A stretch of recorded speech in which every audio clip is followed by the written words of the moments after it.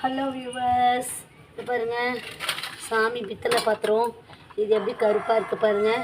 இது எப்படி நம்ம எளிமையான முறையில் செலவே இல்லாமல் எப்படி பளிச்சு நாக்கிறதுன்றதை பார்ப்போம். இப்போ இதுக்கு நான் இதை பாருங்கள் எப்படி கருப்பாக இருக்கு பாருங்கள். இதுக்கு நான் புளி இந்த குழம்புக்கெல்லாம் யூஸ் பண்ண பார்த்தீங்கன்னா அந்த புளி மீந்தது. அடுத்தது விம்பார் ஸ்க்ரப்பர், அடுத்தது கோலமாவு. எப்பயுமே நான் செங்கல் தூள் வச்சு விளக்குவேன். செங்கல் தூள் இல்லைன்னா கோலமாவு யூஸ் பண்ணலான்னு சொல்லியிருப்பேன் ஒரு வீடியோவில். அதுக்கு பதில் நான் இப்போ அதனால் கோலமாவு வச்சு நான் பாத்திரத்தில் எப்படி பளிச்சு நான் சொல்லின்றத நம்ம இப்போ பார்ப்போம். ஃபஸ்ட்டு நான் என்ன பண்ணிக்க போகிறேன், இந்த புளியை வச்சு முதல்ல நம்ம அப்ளை பண்ணிக்கலாம். இந்த புளியை நம்ம தூக்கி போடக்கூடாது, சேர்த்து வச்சுக்கலாம். ஃப்ரிட்ஜில் கூட சேர்த்து வச்சுக்கலாம். சக்கையை தூக்கி போட்டால் வேஸ்ட்டு தான், அதுக்கு நம்ம இன்னும் தேய்ச்சி வச்சுக்கலாம், சேர்த்து வச்சுக்கலாம். லெமன் இருந்தாலும் லெமன் பண்ணலாம். லெமன் இல்லாத பட்சத்தில் புளி கூட நம்ம தூக்கி போடாமல் இந்த மாதிரி ஃபஸ்ட்டு புளியை நல்லா நான் அப்ளை பண்ணிக்கிறேன். கொஞ்ச நேரம் ஊற விடணும் புளியை அப்ளை பண்ணிட்டு, உடனே வாஷ் பண்ணக்கூடாது. இப்போ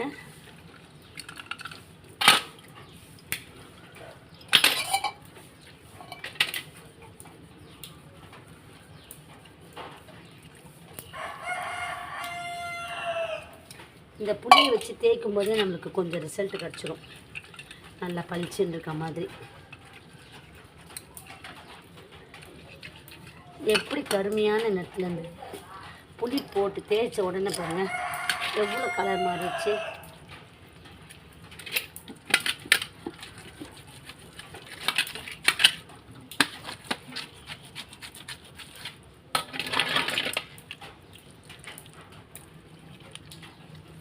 நம்ம எண்ணெய் கரெல்லாம் அந்த விளக்கில் எண்ணெய்லாம் இருந்ததுன்னா நியூஸ் பேப்பர் வச்சு ஃபஸ்ட்டு தேய்ச்சி எடுத்துக்கணும். எண்ணெய் எடுத்துட்ட பிறகு தான் நம்ம புளியோ இல்லை லெமனோ எலுமிச்சம்பழமோ போட்டு தேய்க்கலாம்.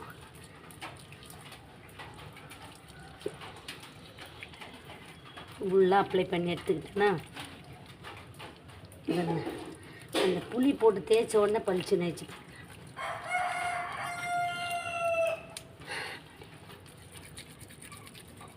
அம்மாச்சம்மா விளக்கு சும்மா பல பல பல பல பல பல பல நான் கொதிப்பேன். இன்னும் கொஞ்சம் நேரத்தில் பாருங்கள் பல பல பல பல நான் ஊற்றுது. இப்போ கொஞ்சம் தண்ணி தெளித்து வச்சுக்கலாமா. எல்லார் வீட்லேயும் கோலமாவு புளியெலாம் இருக்கும், பாத்திரம் கழுவுற சோப்பு இருக்கும். அதை வச்சு நம்ம சிம்பிளாக பண்ணுறது தான். கொஞ்ச நேரம் ஊறட்டும்.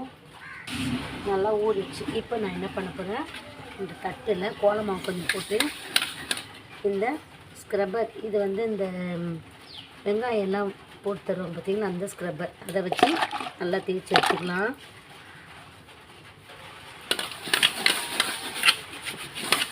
ஏன்னா நம்ம கையில் தேய்ச்சா கை வலிக்கும், அது மாதிரி சொறி சொறி ஆகிடும். கை உள்ளங்கை தானே, நல்லா அது ஒரு மாதிரி வலிக்கும், கையெல்லாம் எரிய ஆரம்பிச்சிடும். அதனால் நம்ம இந்த மாதிரி ஸ்க்ரப்பர் வச்சு தேய்ச்சிப்போம். பாருங்க எண்ணெய் பளிச்சுன்னு ஆயிடுச்சு பாருங்க. இந்த தட்டு சாம்பாலை தட்டு பளிச்சுன்னு ஆயிடுச்சு பாருங்க. சிலைவே இல்லாமல் நம்ம சாமி பாத்திரத்தை நான் விளக்கிட்டேன். இப்போ வெத்தலை தீபம் ஏற்றுறதுக்கு இந்த தட்டு தான் நான் யூஸ் பண்ண போகிறேன்.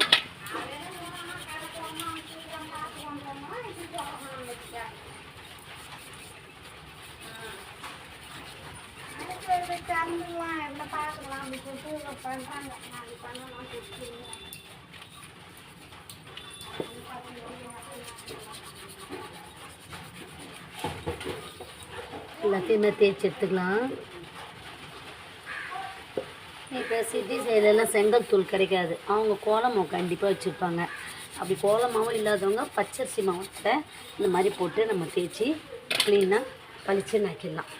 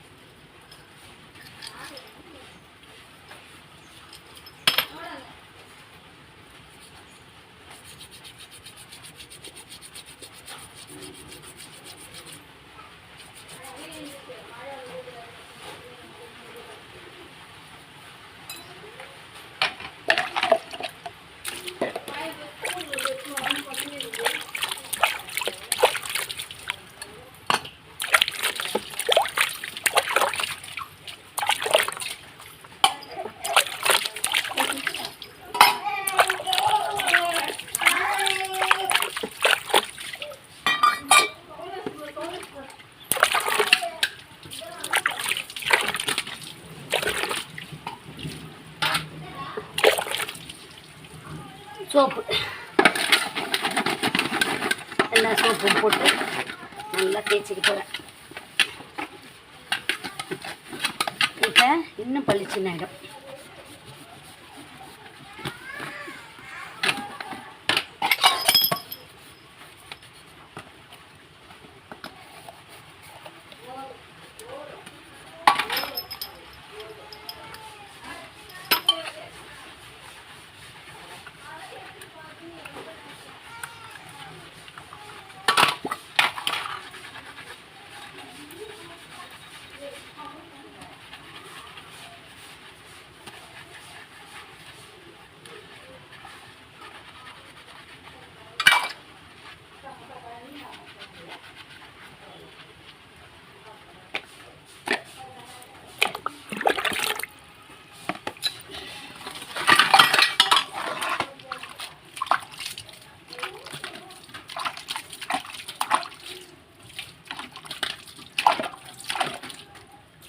என்ன பளிச்சுன்னு பல ஆயிடுச்சு பாருங்கள்.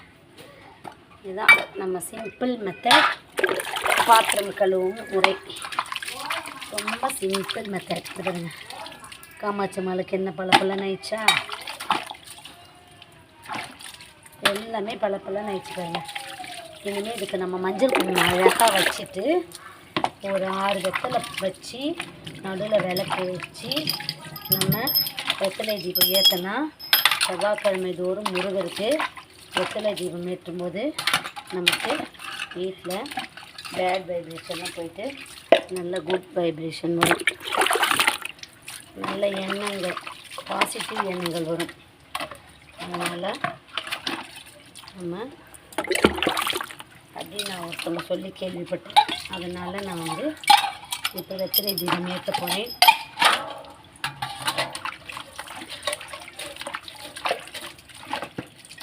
முக்கியமாக நம்ம சாமி பாத்திரத்தை கழுவும் போதெல்லாம் ஜிங்க்லேயோ பாத்திரம் எச்ச பாத்திரம் கழுவுற இடத்துலலாம் கழுவக்கூடாது. அதை தனியாக நல்லா சுத்தமான இடத்துல தான் கழுவணும். எச்ச பாத்திரம், நம்ம வாய் கொப்பளிக்கிற இடம், அங்கெல்லாம் வந்து நம்ம பித்தளை பாத்திரத்தை நல்லா கழுவிக்கிட்டேன். இனிமேல் இது வந்து நான் ஒரு பனியன் துணி, இது வந்து வேஸ்ட் பனியன் துணி தான், இதை வச்சு நல்லா தொடச்சிக்க போகிறேன். இப்போ அந்த மாதிரி நம்ம துடைக்கும் பொழுது இது வந்து தண்ணியோடு நம்ம வச்சிட்டோன்னா, இப்போ கழுவி வச்சுட்டு வந்த தண்ணியோடய வச்சுட்டோம், இது ரொம்ப அந்த தண்ணி இருந்த கருப்பாக புள்ளியாக இருக்கும். அதனால் நம்ம முதல்ல அந்த தண்ணியை நல்லா தொடச்சி எடுத்துப்போம். பனியன் துணி வச்சு நல்லா நான் துடைச்சிக்கிறேன். நமக்கு என்ன துணி, சாமி துணி, சாமிக்குன்னு ஒரு தனியாக ஒரு துணி யூஸ் பண்ணணும். எல்லா துணியும் எல்லாத்துக்கும் யூஸ் பண்ணக்கூடாது. சாமிக்குன்னு ஒரு துணியை தனி ஒதுக்கிடணும். கிச்சனுக்கு ஒரு துணி, அந்த மாதிரி இருக்கும்போது நான் சாமிக்குன்னு ஒரு பனியன் துணி வச்சுருக்கேன். இதை வச்சு பாத்திரம் மட்டும் துடைப்பேன். ஆனால் சாமி படங்கள் துடைக்கிறதுக்கு அதுக்கு ஒரு தனியாக துணி வச்சுருக்கேன். இந்த மாதிரி தனித்தனியாக நம்ம துணிகளும் இடம் நல்லா தனித்தனியாக சாமிக்குன்னு போது ஒதுக்கி அழகாக நல்லா பயபக்தியோடு செய்யணும். அதனால் நான் வந்து இந்த பனியன் துணியை வச்சு நல்லா துடைச்சிக்கிறேன்.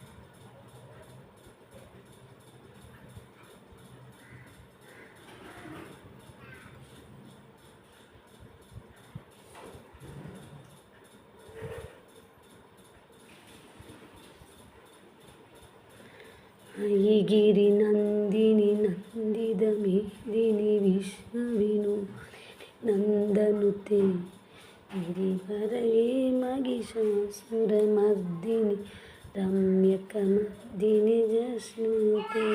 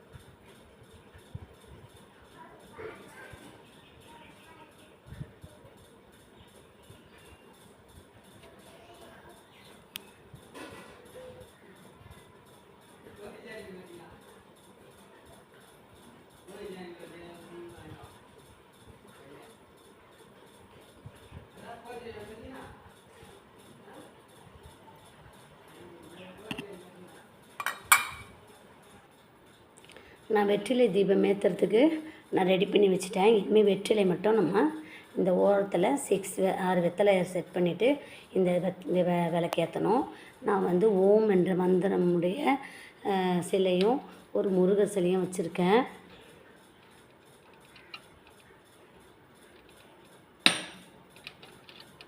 நம்ம விழாத மாதிரி செட் பண்ணி வச்சுக்கணும்.